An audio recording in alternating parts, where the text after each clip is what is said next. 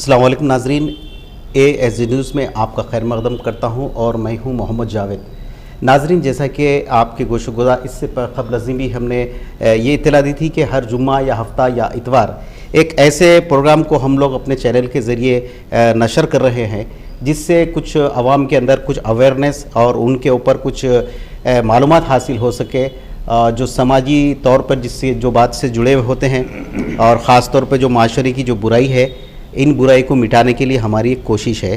تو اس سلسلے میں ہم پچھلے 2 پروگراموں سے ہمارے حافظ محمد ممتاز عالم الدین شعیب صاحب سے اس بارے میں ہم بات کرتے ہیں۔ تو آج کا جو ہم نے عنوان لیا ہے، موجودہ صورتحال بہت پیچیدہ ہوتی جا رہی ہے، خاص طور پہ جہیز کی مانگ سے کئی ایک خاندان، کئی ایک بچیاں خودکشی کی طرف مائل ہو رہی ہیں اور کئی ایک گھر برباد ہو رہے ہیں۔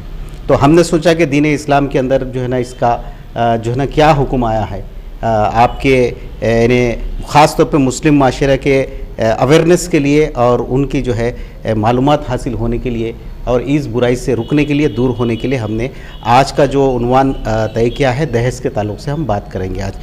حافظ صاحب، سب سے پہلے ASG نیوز میں آنے کے لیے آپ کا بہت خیر مقدم کرتا ہوں۔ السلام علیکم ورحمۃ اللہ۔ وعلیکم السلام ورحمۃ اللہ وبرکاتہ۔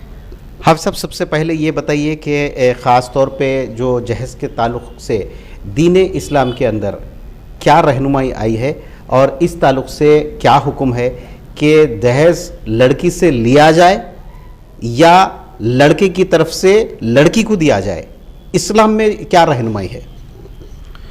نحمدہ ونصلی علی رسولہ الکریم، اما بعد، اعوذ باللہ من الشیطان الرجیم، بسم اللہ الرحمن الرحیم۔ وَأُحِلَّ لَكُم مَّا وَرَاءَ ذَلِكُمْ أَن تَبْتَغُوا بِأَمْوَالِكُمْ مُحْسِنِينَ غَيْرَ مُسَافِحِينَ وقال النبي صلى الله عليه وسلم إن أعظم النكاح بركة أيسرها مؤونة أو كما قال عليه الصلاة والسلام۔ جیسا کہ آپ نے ابھی سوال کیا ہے کہ نکاح میں لڑکی کی جانب سے کچھ دیا جانا چاہیے یا لڑکا کچھ اپنی طرف سے دینا چاہیے، جہیز کے تعلق سے اسلام میں کیا حکم ہے؟ تو دیکھیے، پارے 5 میں اللہ تبارک و تعالیٰ نے مرد کو نکاح کرنے کے لیے حکم دیا ہے، تو اس میں مرد کیا دے اس کی بھی صراحت کی ہے۔ کہیں پر بھی جو ہے لڑکی کی طرف سے یا لڑکی والوں کی طرف سے کچھ بھی دینے سے بالکل صراحتاً منع کر دیا ہے، اسلام میں اس کا کوئی حکم نہیں ہے۔ قرآن کریم میں اللہ تبارک و تعالیٰ نے پارے 4 کے آخر میں حرام رشتوں کی وہاں پر وضاحت فرمائی ہے۔ اس کے بعد پھر اللہ تبارک و تعالیٰ نے یہ فرمایا وَأُحِلَّ لَكُم مَّا وَرَاءَ ذَلِكُمْ۔ پیچھے حرام رشتے جو بیان کیے گئے جن سے نکاح کرنا حرام ہے، ان کے علاوہ تمہارے لیے وہ عورتیں حلال کی گئی ہیں، مَا وَرَاءَ ذَلِكُمْ، جو ان کے علاوہ ہیں، یعنی حرام رشتوں کے علاوہ، ماں ہیں، ماں سے نکاح نہیں کر سکتے وغیرہ، اور بھی جو رشتے ہیں جن سے نکاح نہیں کر سکتے، ان کے علاوہ دوسری لڑکیاں تمہارے لیے حلال ہے، دوسری عورتیں تمہارے لیے حلال ہیں۔ ان تبتغوا باموالکم محسنین غیر مسافحین، تم ان سے نکاح کرو، تم تلاش کرو، باموالکم، مال کے ذریعے سے، محسنین، پاک دامن ہوں، غیر مسافحین، زیادتی کرنے کا کوئی ایسا ارادہ نہ ہو مردوں کا۔ اگر اس نیت سے نکاح کرنا چاہتے ہو تو حرام رشتوں کے علاوہ جو عورتیں ہیں، جو لڑکیاں ہیں، ان سے تم مال کے ذریعے سے نکاح کرو۔ تو یہاں پر لڑکے کو خود سے مہر کے طور پر مال دینے کی جو ہے قرآن کریم میں تاکید ہے، نہ کہ لڑکی کو جہیز دینے کی تاکید ہے۔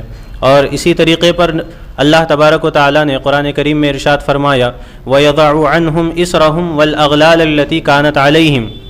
نبی کریم صلی اللہ علیہ وسلم کی بعثت کا مقصد قرآن کریم میں اللہ تعالیٰ نے بیان کرتے ہوئے یہ فرمایا ہے کہ نبی کریم صلی اللہ علیہ وسلم اس دنیا میں اس لیے آئے ہیں تاکہ بوجھ کو اتاریں اور اس توق کو اتاریں جو توق ان پر ہے۔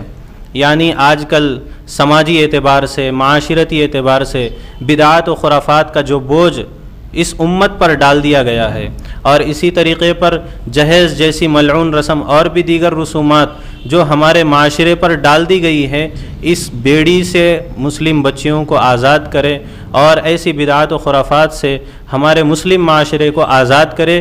اسی لیے حضور کی بعثت ہوئی تھی۔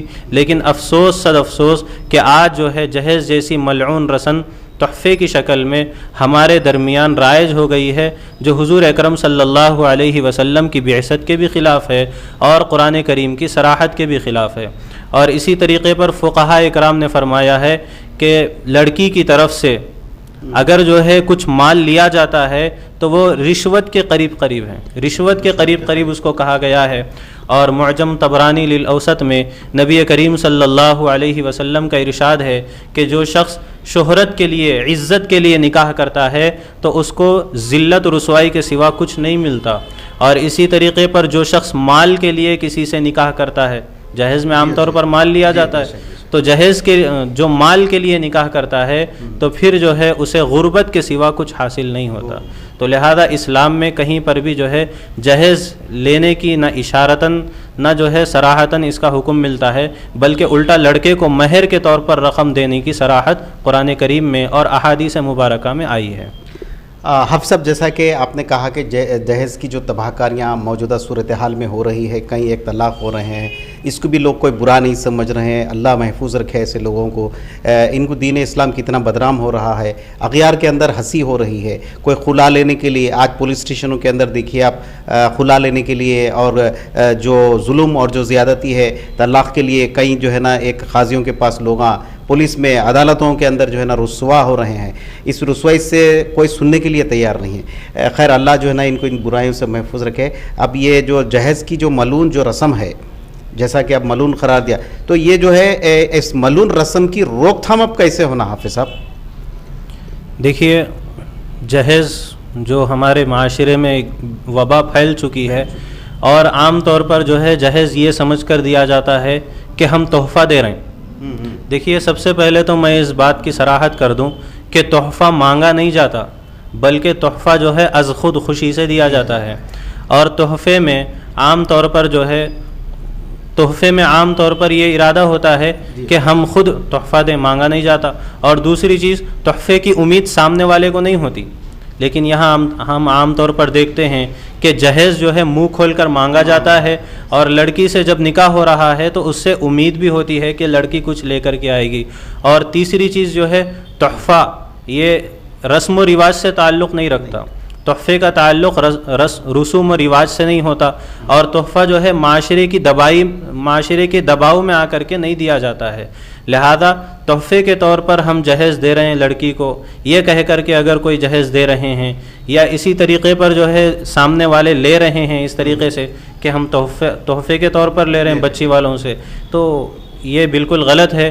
اور جہاں تک اس کی روک تھام کی بات ہے تو اس سلسلے میں جو ہے ائمہ اور خطباء کی ذمہ داری یہ ہے کہ وہ اپنے اسٹیج سے، وہ اپنے ممبر سے جو ہے جہیز کی تباہ کاریاں لمحہ بلمحہ وقت فوقت بیان کرتے جائیں، اور جو محلے کے ذمہ دار افراد ہوتے ہیں وہ محلے میں ہر گھر پر کڑی نگرانی رکھے کہ کون بچے والے جہیز لے رہے ہیں، اگر لے رہے ہیں تو ان کا سماجی بائیکاٹ کرنا چاہیے۔ جی ہاں، ضرور سماجی بائیکاٹ ان کا ہونا چاہیے۔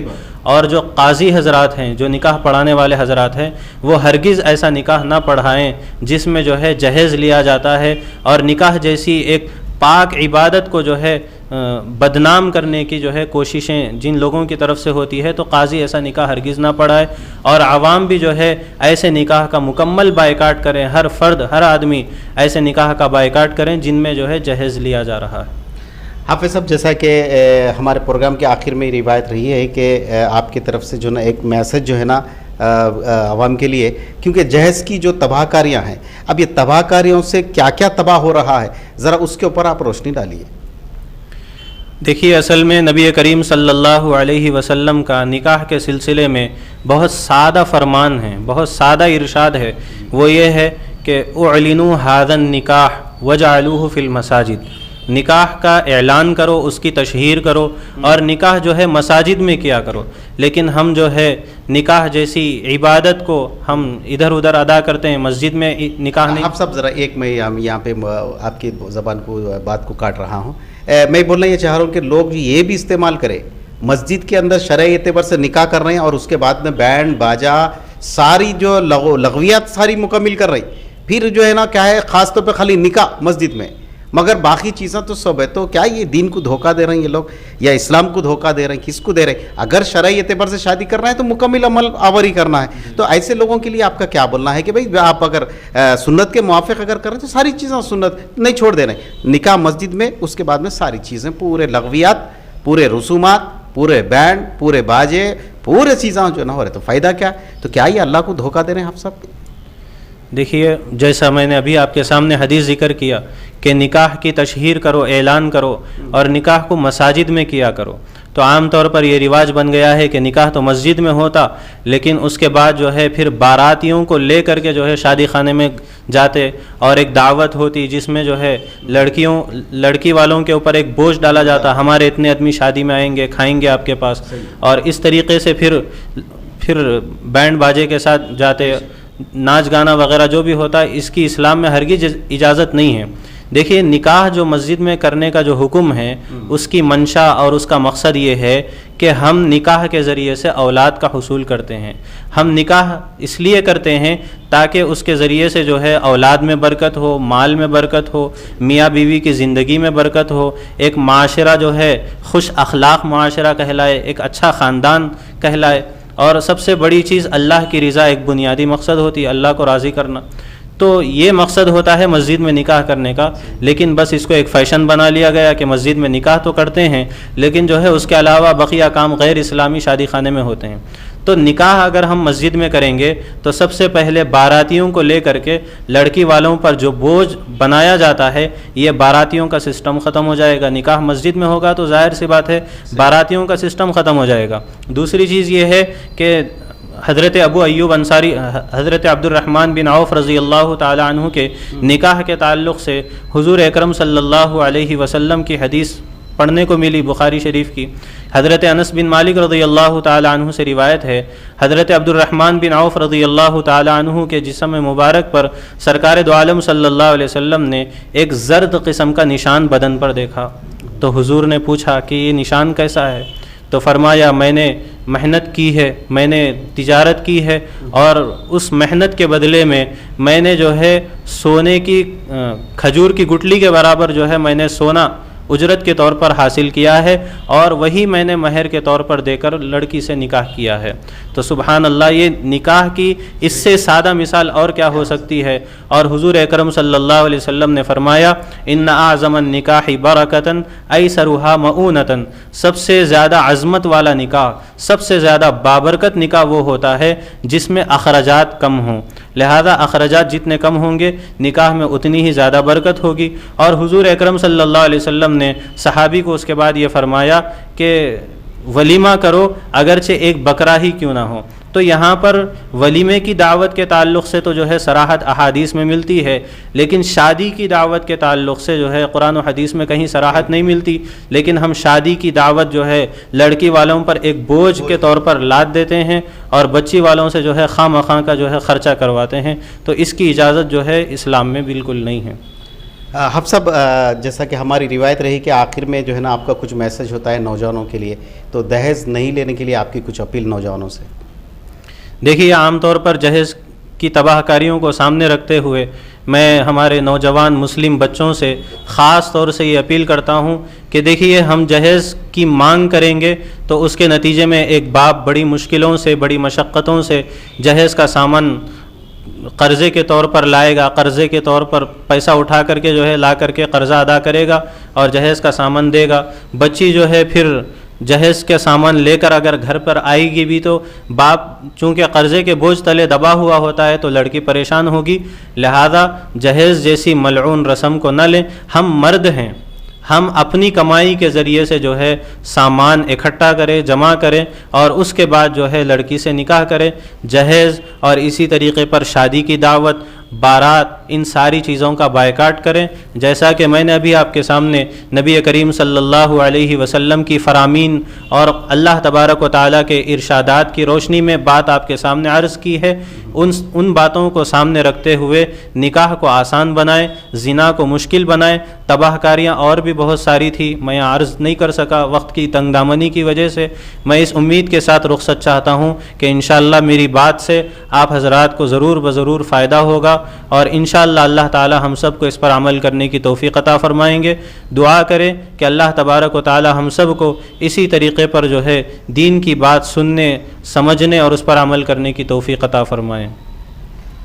ناظرین، اسی قسم سے آج ہم پھر ایک وداع لیتے ہیں، اس امید کے ساتھ کہ آئندہ پھر جمعرات، جمعہ یا ہفتے کے روز ہمارے حافظ صاحب شعیب صاحب کے ساتھ میں ایک عنوان پر، یا ہو سکتا ہے تو اسی تسلسل کو برقرار رکھتے ہوئے ہم جہیز کی لعنت کے تعلق سے ہی انشاءاللہ حافظ صاحب سے ہم بیان کریں گے۔